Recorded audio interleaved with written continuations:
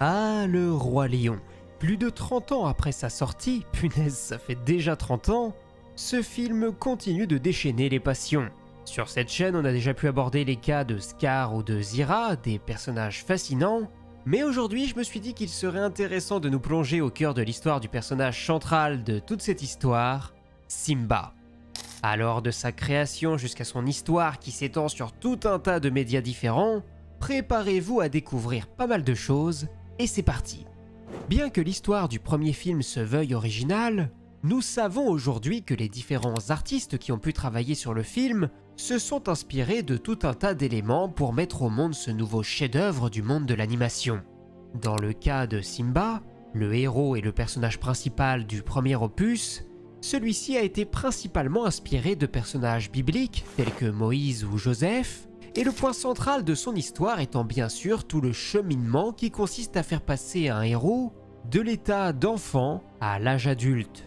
Au départ, vous n'êtes sûrement pas sans savoir que le film devait s'intituler Le Roi de la Jungle. L'idée derrière ça était que cela serve d'allégorie pour signifier que Simba allait devoir survivre dans une jungle, aussi bien littérale que métaphorique. Mais évidemment, comme nous le savons tous, les lions ne vivent pas du tout dans la jungle, donc le titre a été modifié pour devenir celui qu'on connaît aujourd'hui, Le Roi Lion. À l'époque, de nombreux cinéastes ont surnommé le film Bambi en Afrique. Il est vrai que les deux films mettent en avant le traitement du passage à l'âge adulte. Concernant le nom donné au personnage, Simba, celui-ci vient du Swahili, une langue principalement parlée en Tanzanie, au Kenya ou au Mozambique, et c'est un mot qui veut tout simplement dire « lion ». À son époque, le film s'éloigne énormément de ses prédécesseurs puisque ce sont des animaux et cette fois-ci pas vraiment anthropomorphisés, contrairement par exemple à Robin des Bois, qui sont mis sur le devant de la scène. À la différence donc de La Belle et la Bête, d'Aladin ou de La Petite Sirène, sortis les années précédentes.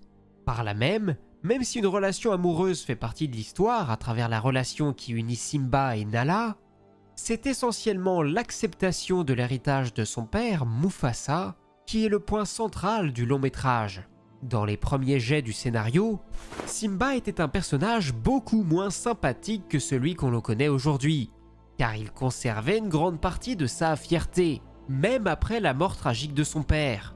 Concernant son lien avec Scar, là aussi la chose a connu beaucoup de changements. Dans un premier temps, il n'avait aucun lien de parenté. Dans un second, Simba était directement élevé par Scar, et enfin Simba est devenu le neveu de l'antagoniste. Un changement qui est notamment dû à la scénariste Linda Woolverton, qui apporte donc un nouvel élément à l'histoire qui ne manque pas de nous rappeler l'histoire de la tragédie du prince Hamlet de l'œuvre de Shakespeare, une histoire qui dépeint les tentatives d'un neveu de se venger de son oncle qui a assassiné son père. Tout cela dans l'espoir de pouvoir retrouver le trône qui lui revient de droit. Tout de suite, l'inspiration derrière l'histoire du Roi Lion devient un peu plus claire. Certains pourraient alors être tentés de parler de plagiat, mais on peut aussi reconnaître un schéma universel de narration et de développement, tel que par exemple le très célèbre voyage du héros, celui aux 1001 visages mis en lumière par Joseph Campbell et mis par exemple en pratique dans la saga Star Wars de George Lucas. L'équipe du film a également eu du mal à trouver une idée pour justifier le fait que Simba puisse être persuadé qu'il était l'unique responsable de la mort de son propre père, avant de comprendre que la solution à ce problème était simplement d'accepter qu'un enfant se trouvant dans un état émotionnel particulièrement fragile pourrait aisément croire une figure d'autorité telle que son oncle qu'il est bien le seul responsable de cette tragédie. Concernant son design, Disney a pendant longtemps nié une éventuelle inspiration qui aurait été faite de la série d'animation Kimba, le lion blanc, sans même parler de la ressemblance évidente entre les noms des deux protagonistes. L'animation du lion a ensuite été confiée à deux artistes, Mark N pour la version enfant et Ruba Nakino pour sa version adulte. Pour le dessiner, Mark N s'est d'abord inspiré de la performance du comédien de doublage qui prêtait sa voix au personnage, Matthew Broderick, ce qui a contribué à donner une mine assez triste au personnage, étant donné le côté légèrement dépressif qu'il peut avoir, notamment au milieu du film, persuadé qu'il est de sa responsabilité dans la mort de son paternel. Finalement, il a été demandé au dessinateur de le rendre plus héroïque et donc plus proche du design adopté pour Mufasa. Au moment de la sortie du film, les retours sont assez mitigés. Certains saluent le fait qu'il puisse parfois paraître plus humain que les héros des derniers films d'animation, tandis que d'autres journalistes voient en lui un personnage à la fois irritant et naïf, qui est donc éclipsé par les autres protagonistes.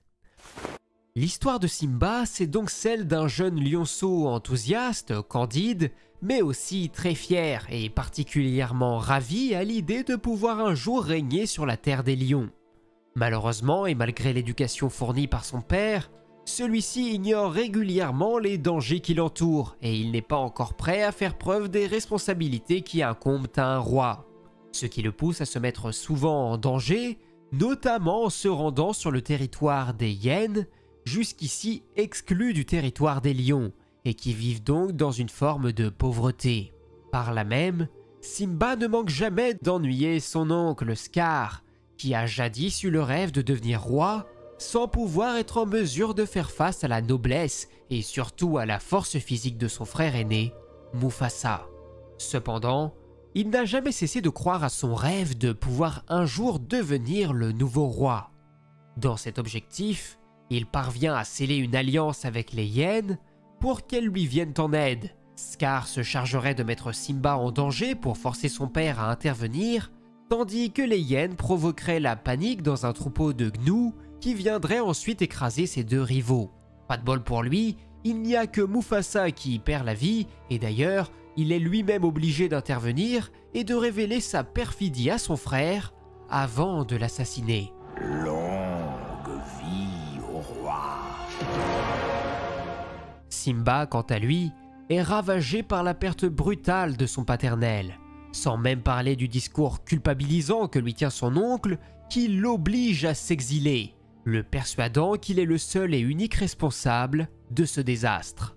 Perdu dans le désert, le lionceau est retrouvé par deux originaux, Timon et Pumba, un suricate et un phacochère, qui décident de le prendre sous leurs ailes et de l'éduquer à leur façon.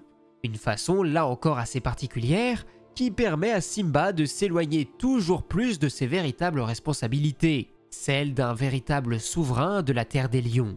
Ce qui a l'air quand même de bien l'arranger pour le moment. Mais lorsqu'il est amené à recroiser Nala, son ami d'enfance, qui l'informe de la véritable catastrophe que représente le règne de Scar, Simba commence peu à peu à comprendre qu'il a sûrement un rôle bien plus important à jouer qu'il ne le pensait.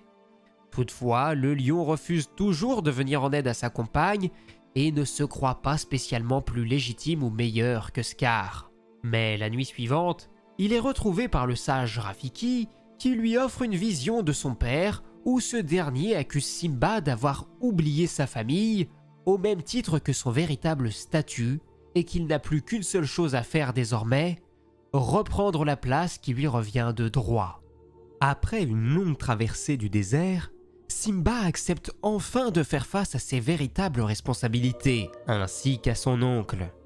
D'ailleurs, lorsque la culpabilité de celui-ci dans le meurtre de Mufasa est révélée, Simba parvient à retrouver le semblant d'énergie qui lui manquait pour renverser Scar et retourner toute la situation. C'est moi qui ai tué Mufasa. Les lions acceptent enfin de prendre le parti de Simba, et l'antagoniste dans sa couardise est de nouveau prêt à courber l'échine, ce qui ne plaît guère aux hyènes qui se font un plaisir de le dévorer une fois qu'il tombe entre leurs pattes. Je vais vous expliquer. Vous n'avez pas compris. C'est un malentendu. Non, non, je plaisantais. Après des années de désastres, la terre des lions retrouve enfin sa gloire passée. Simba, quant à lui, peut épouser Nala, et peu de temps après, une nouvelle cérémonie peut être tenue pour que le couple royal présente leur nouveau-né à tous leurs sujets. Dans Le Roi Lion 2, l'histoire se concentre essentiellement sur Kiara, la fille de Simba, ainsi que sur Kovu, le fils de Zira, une ancienne compagne de Scar. Malgré l'amitié évidente des deux lionceaux, Simba se montre particulièrement récalcitrant à la présence de Kovu. Il est d'ailleurs loin d'être le seul.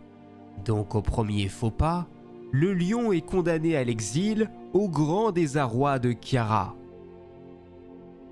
Bien plus tard, il devient désormais clair que tous les événements récents n'étaient dus qu'aux machinations terribles d'une seule lionne, Zira, particulièrement désireuse de pouvoir venger Scar en s'en prenant frontalement à Simba. Une lutte acharnée et violente s'engage entre les différents partisans des deux camps, jusqu'à ce que Kovu et Kiara interviennent pour faire cesser les hostilités. Ce que Simba accepte après avoir compris que ses adversaires n'étaient pas si différents de lui. En revanche, Zira refuse, ce qui ne fait que précipiter son tragique destin. De son côté, Kovu est désormais totalement accepté au sein du clan du Roi Lion. L'aventure de Simba se poursuit également dans une série d'animations, La Garde du Roi Lion, qui se déroule pendant le règne du personnage, bien que ce soit surtout Kion, le dernier né du couple royal, qui soit le personnage central de l'histoire. Simba est un personnage super intéressant et bien plus complexe qu'il n'y paraît. D'autant plus quand on prend le temps de se pencher sur les différentes sources d'inspiration qui ont amené à sa création. Déjà, il faut bien comprendre ce qui fait la particularité de Simba et pourquoi ce parcours résonne efficacement dans le cœur de chaque spectateur. Dès son enfance, le lionceau va être amené à vivre des événements particulièrement difficiles, voire carrément traumatisants, ce qui va pendant un temps l'amener à devenir un sacré égoïste avant qu'il ne parvienne enfin à retrouver le sens des responsabilités pour faire face aux dangers et reprendre la place qui lui revient de droit. Comme on l'a dit plus tôt, l'histoire de Simba est par exemple inspirée de celle de Joseph, un homme adoré par son père ou ses frères, qui va pourtant être trahi par l'un d'entre eux pour le seul prétexte qu'il était le favori, celui qui devrait un jour hériter. On peut aussi retrouver du Moïse en lui, notamment lors de sa période d'exil, où le héros fuit ses propres responsabilités.